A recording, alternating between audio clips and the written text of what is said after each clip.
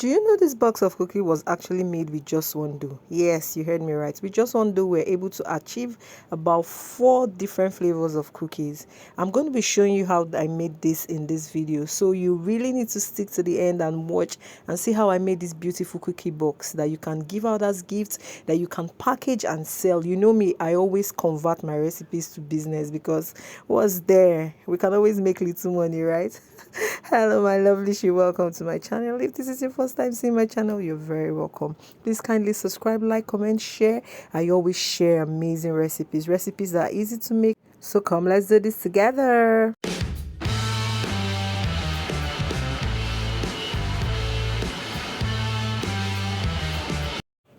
So in my bowl, I've already measured my butter. If you look at my margarine, this is margarine I'm using actually. It's very soft. Please don't use a margarine you just brought out from the fridge. It might give you issues. Just make sure it's room temperature and super soft, okay? And I'm going to drop all the measurements for you in the description box. So just go there and get them. You know I always give you recipes. So I have creamed my margarine till it's a little bit light, just the way you're seeing. If you notice the color it started with, it's not the same color. It's looking a little bit lighter here, okay? So that is actually what you're aiming to achieve after creaming your butter. All right, and so I'm going to be adding in my icing sugar. Please don't forget to always sieve your sugar wherever you're using to bake, that it's powder. I always advise butter, flour, icing sugar, and what any other thing, baking powder. Please always learn to sieve these things, okay? They might be factory dirt or dirt from where you bought it from or anything, just to be on the safe side, okay? So I've added in my icing sugar in 2 batches. I have creamed them properly, and then I added in my flavor and salt, and I started creaming them again. So what's in the bowl right now is your butter, icing sugar, flavor, and salt, okay? And then I added in some eggs into this. Like I promised, I'm going to drop the measurement for you, so don't worry yourself, don't bother your head about it. Okay, so the idea is to just cream and make sure everything is properly creamed, and then I begin to add in my flour. Note that I am adding this flour in batches. Please don't just carry your flour and pour at once, okay? You're going to put them in batches. You put a little, you cream, you put a little, you cream. That way you're not overpowering the mixer, and that way you're also watching the consistency of the cookie you're aiming for, okay? And so I'm still adding my flour. I think I did this in about 3 batches, okay? Depending on the quantity of cookie you're making, you can divide maybe 2 batches, 4 batches, 5 batches, 3 batches, depending on the quantity you're making. And I am done incorporating my flour, and this is the consistency you are aiming for. Just the way you're seeing it right now, this is what you're looking for to give you that perfect cookie, okay? And now the next thing I'm going to be doing is to divide this into 4 different bowls, because like I told you, we're making 4 different cookies. We're going to be starting with a chocolate cookie, and then we'll be moving in from there. So for the chocolate cookie, I added in some cocoa powder into this, and then I added in some Nutella, okay? And then we're going to be mixing this together. I added in some flour again, about 2 tablespoons of flour. I'm going to be doing this 2 tablespoons of flour for practically everything. This is just to give it some hold, because we're going to be using a cookie cutter to cut this. And then I'm just going to mix this together till everything is properly combined. Please don't be in a rush. If you can mix well with a glove in your hand, please wear a glove in your hand. But if you can't and you need to use your normal hand like me, please wash your hand properly, okay?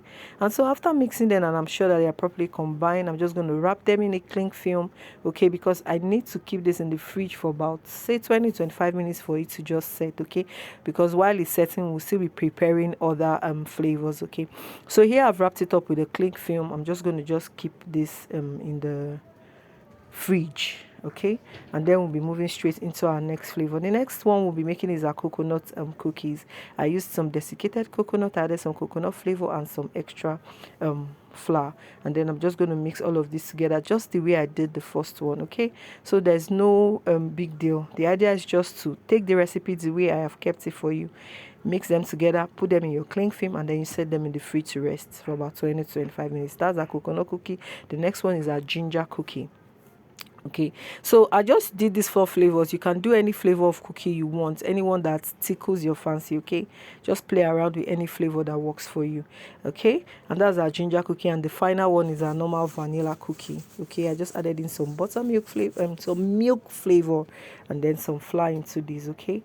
And then I'm just going to mix together. For my vanilla cookie, I want to use my piping bag to pipe it. I don't want to use cookie cutter on it, okay? So I just want to give you this kind of design. So all you just need is your pipe piping bag and your nozzle.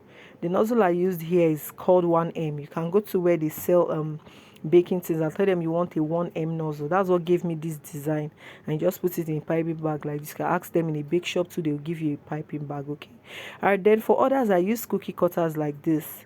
Okay, there are different kinds of cookie cutter. If you even go to a bake shop, they'll give you their different designs, but this is the ones I'll be working with for today. So use whatever kind of cutter that works for you, and this is how you just do it. Once you bring out any of the flavors you've kept in the fridge, you roll them out like this, use the cutter and cut it, and that is all. That is all you need, and then you bake. So after baking, this is our chocolate cookie. Sorry I didn't show where I put it in the oven and brought it out, but I baked it for about 20 to 25 minutes, and I'm designing my chocolate cookie, with some syrup, some chocolate syrup, just to add some stunt to it. And guys, that is all. Our cookie is ready. Once you're done piping for your vanilla cookie or using your cookie cutter to cut, that is all you need to do. You bake them and it's ready. For this one, I just added some jam, and then I merged two cookies together, added some jam in the middle, and then for my chocolate cookie, I just spread some chocolate syrup on it. Feel free to use any design. If you use any kind of cutter, it gives your cookies different kinds of design. Beautify it anyhow you like. Like for my ginger cookies, I use some skewer to just do some lines on it. Be creative. The idea of cookies being creative. And guys, you can share this even in this holiday season. You can make this for your kids to take to school. You can make this and give out as gifts. You can play around. That is the beauty of this cookie book. And if you watch this extra, it means you like what I'm doing. Please kindly subscribe to my channel, share my videos.